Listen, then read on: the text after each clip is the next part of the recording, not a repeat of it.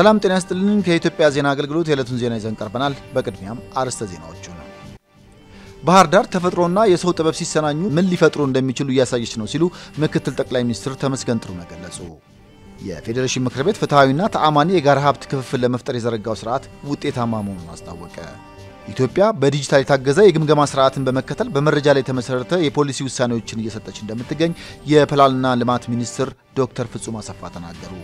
ምሁራን አሉን የሚሏቸው አጀንዳዎች በቀጥታ ለሀገራዊ ምክክር ኮሚሽኑ እንዲያቀርቡ ምቹ ሁኔታዎች መፈጠራቸውን የኢትዮጵያ ሀገራዊ ምክክር ኮሚሽን አስታወቀ።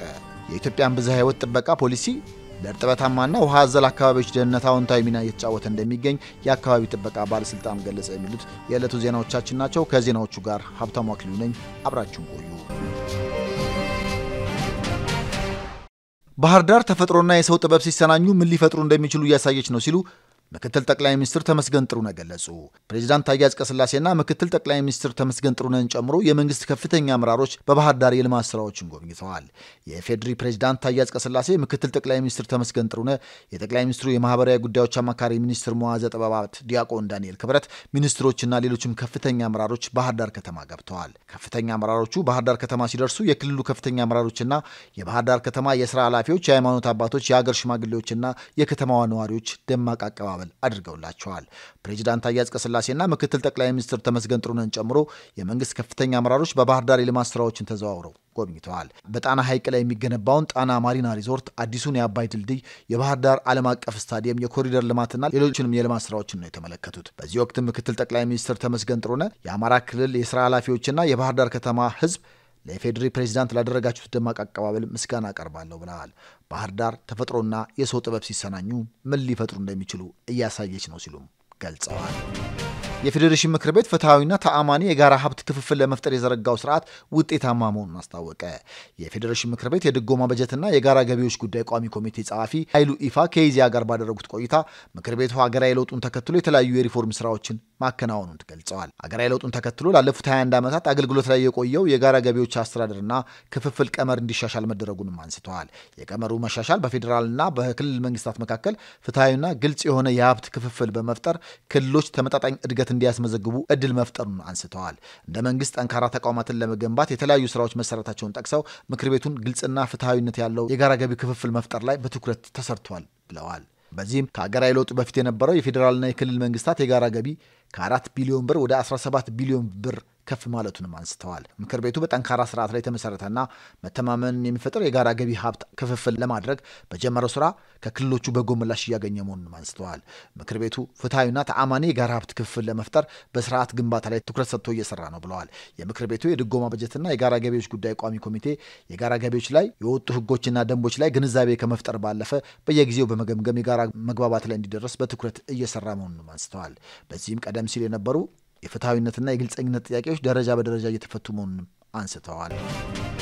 ኢትዮጵያ በዲጂታል የታገዘ የግምገማ ስርዓትን በመከተል በመረጃ ላይ የተመሰረተ የፖሊሲ ውሳኔዎችን እየሰጠች እንደምትገኝ የፕላንና ልማት ሚኒስትር ዶክተር ፍጹም አሰፋ ተናገሩ። የአፍሪካ የግምገማ ማህበር 25ኛ የምስረታ በዓሉን በአዲስ አበባ እያካሄደ ይገኛል። የፕላንና ልማት ሚኒስትር ዶክተር ፍጹም አሰፋ በመርሃ ግብሩ መክፈቻ ላይ ኢትዮጵያ ለምትተገብራቸው ፖሊሲዎችና የልማት እቅዶች ውጤታማነት ጠንካራ የግምገማ ስርዓት በመዘርጋት እየሰራች እንደምትገኝ ተናግረዋል። ኢትዮጵያ ብሔራዊ የልማት እቅዶችን በአጀንዳ 2063ና ዘላቂ የልማት ግቦች ጋር በማስተሳሰር እየሰራች መሆኑን ገልጸዋል። የሚተገበሩ የልማት እቅዶችና የሚሰጡ ውሳኔዎች በጥናትና መረጃ ላይ የተመሰረቱ መሆኑን በመጠቆም ለዚህም በቴክኖሎጂ የታገዙ ጠንካራ የግምገማ ተቋማትን በማደራጀትና ሙያተኞችን በማብቃት እየተሰራ እንደሚገኙም ጨምረዋል።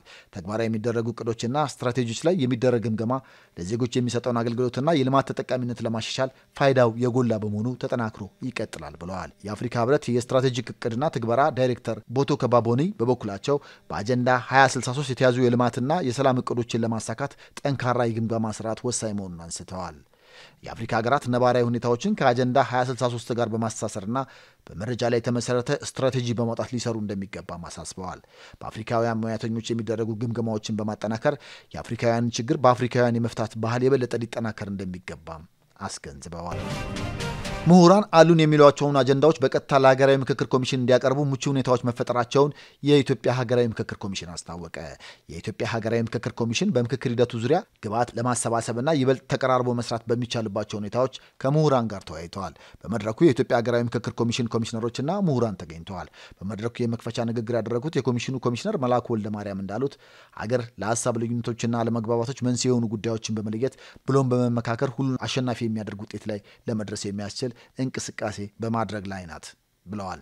ለዚህም የምክክር ኮሚሽን አቋቁማ በርካታ ተግባራት እየተከናወነ እንደሚገኝ አስረድተዋል። የምክክር ሂደቱ ስኬታማ እንዲሆንና እንደ ሀገር የሚጠበቀውና የሚያስፈልገው ውጤት እንዲያስገኝ የምሁራን ሚና ጉልህ መሆኑን ተናግረዋል። እንደ ማንኛውም በሀገሩ ጉዳይ ላይ እንደሚያገባው ዜጋ በምክክሩ ሂደት በንቃት መሳተፍ እንደሚገባቸውም አንስተዋል።